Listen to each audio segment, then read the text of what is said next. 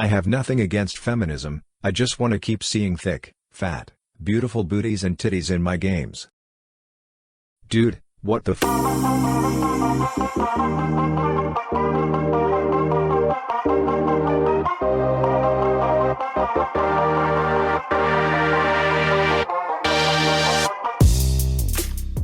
Sony has ruined my childhood. WTF is this sh*? I don't need lesbian vomit feminism in games, I have enough of that in real life. Who is responsible for designing this? I will not be buying a PlayStation game ever again, we're done for good. Why has feminism focused on anime and gaming over other mainstream male subcultures that are less progressive, rap for instance? Gamers and nerds are by far the most progressive and least misogynistic mainstream male subculture. So why does feminism constantly attack them? In fact, they should probably clear up their own house before lecturing gamers on sexism. I mean, gosh, they are the home of bronies for f***'s sake. I mean, I know they criticize other subcultures, but nowhere near to the extent that they go after gamers. I think that you have no idea what you're talking about. And all you see is feminist criticism of gaming and anime because that's all you're interested in. And I'm guessing you don't spend a whole lot of time in feminist circles, because if you did, you'd realize how ridiculous a statement, "feminists only criticize anime and gamers," is. Also, you know that's not a real women's magazine, right? Just checking. Feminism ruins literally everything it touches, so it naturally ruins video games. I just want to be able to play as a badass woman who is wearing appropriate armor in like 50% of the games I play. There has been a push by feminists to censor the female body in video games and anime. Currently, video games such as Dead or Alive 6, which had the boob jiggle mechanic removed, are being criticized and lobbied heavily by feminists in the Western industry for censorship. Some video games on Steam, and in anime, have entire scenes simply clipped out. How does making a female character who is sexually attractive to men, and caters to their desires, negative? If you're going to say it's objectifying, I want you to explain how exactly it's objectifying. And why that is a bad thing. Do you believe media has an influence on people? When beach tourism went down, the summer Jaws came out, and people cited a fear of shark attacks. Is there really no connection in how a story, no matter how fantastic, modulates our perceptions of the world? The reason hypersexualized images of women are more criticized is because they are more pervasive. There are many examples of mainstream representations of men that value the men outside their sexual value. Are the men attractive? Sure, but their primary narrative purpose is not to fall in love or have sex, it's usually to solve a problem. Contrast this with women characters, who are stereotypically relegated to role of love interest first, and maybe they have a useful trait to help out in a small way if they're lucky. Many feminists claim that women are unwelcome in the male-dominated medium of gaming. Truth is, female gamers are a rare and refreshing treat for most male gamers. A partner who will co-op with you online and in the bedroom is the dream. What people hate is feminism in their games. So what does pandering, or forcing diversity, in games mean? There's a great example of this in Mass Effect Andromeda. What brought you out here to Andromeda? Back home, I was filling test tubes in some dead-end lab. People knew me as Stefan, but that was never who I was. I knew what I could do, and I knew who I wanted to do it as. Haley Abrams, Andromeda Explorer. That's me. Feels good. Feels right. Why does this random person tell somebody, completely out of nowhere, that they are transgender? Because this game is forcing diversity. The creators wanted to check off the transgender box on their diversity quota, so they introduced a character whose only purpose is to be trans. Their aims may have been transparently pandering, but I actually don't see anything wrong with the writing of this Mass Effect scene.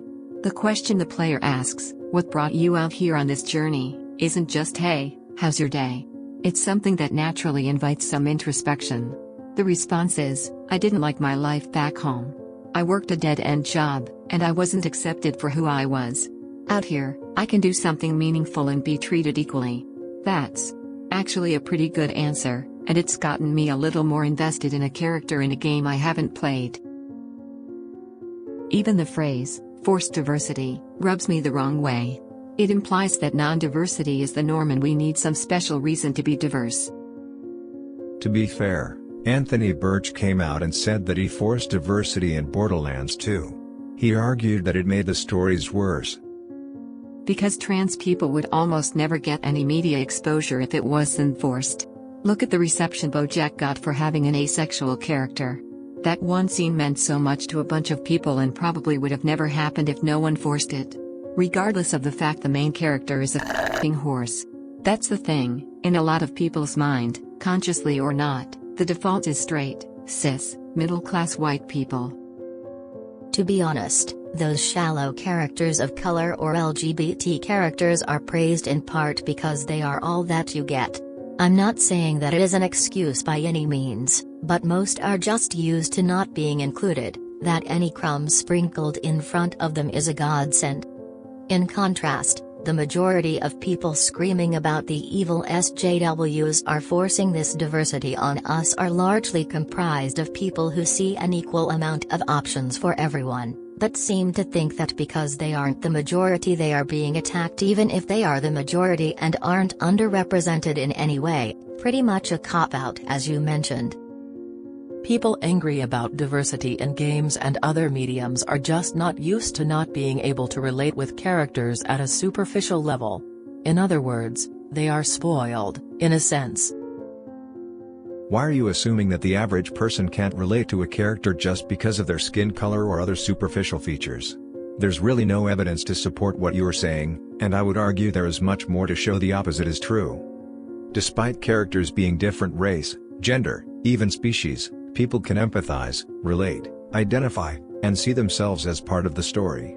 If that wasn't the case, then so many people wouldn't praise the stories of games that feature characters that are a different race/species/gender than they are. I think more often than not people just really don't care about superficial features of characters, they just don't want them to be determined by what is in vogue in terms of progressivism, and instead allow the artists to choose for themselves. Devs adding minority characters to games does feel like pandering and forced diversity a lot of the time. I like many of the Overwatch characters, but it's obvious they were created to represent a really wide variety of ethnic groups, rather than some kind of more organic character creation process. That's a cop-out by those who feel threatened, quite frankly. There is no such thing as forced diversity. Believing that there is just highlights that you expect all characters by default to be uniform, in this case, typically white. There are plenty of awful games with no diversity, but no one calls them out for being monotone, they're just bad games with awful writing. In contrast, if a game featuring a diverse character set is less than an epic masterpiece, people immediately throw around forced diversity. This sort of double standard has got to go. I just get annoyed when diversity in media is brought up and paraded around as a selling point for a game or other form of media, which is compounded if the characters are poorly written. I find the self-congratulatory way in which these games and movies fawn over the diversity of their casts kinda dehumanizing and creepy. Let the strength of your characters speak for themselves, I don't care what they look like. I get annoyed when sterile, corporate committees cheapen the true victory of diversity in media, when the characters behave like real people, and the audience can empathize with their problems and choices. I'm convinced that if we would have properly addressed the Gamergaters when they were a thing, Trump would not be in office today. Yes, it's true, 90% of Trump voters in Pennsylvania listed too many women in video games as their #1 issue. Third-wave feminists have bitten off more than they can chew, picking on gamers. No one likes them. And in the future, when they are long forgotten, games and gamers will still be here. Bro, please subscribe, bro, trust me, bro. Please, I'm begging you, bro, trust me, it'll be cool. Bro, we'll upload a bunch of good funny content, bro, trust me, please, bro. Like and subscribe and share and retweet and subscribe, please, bro.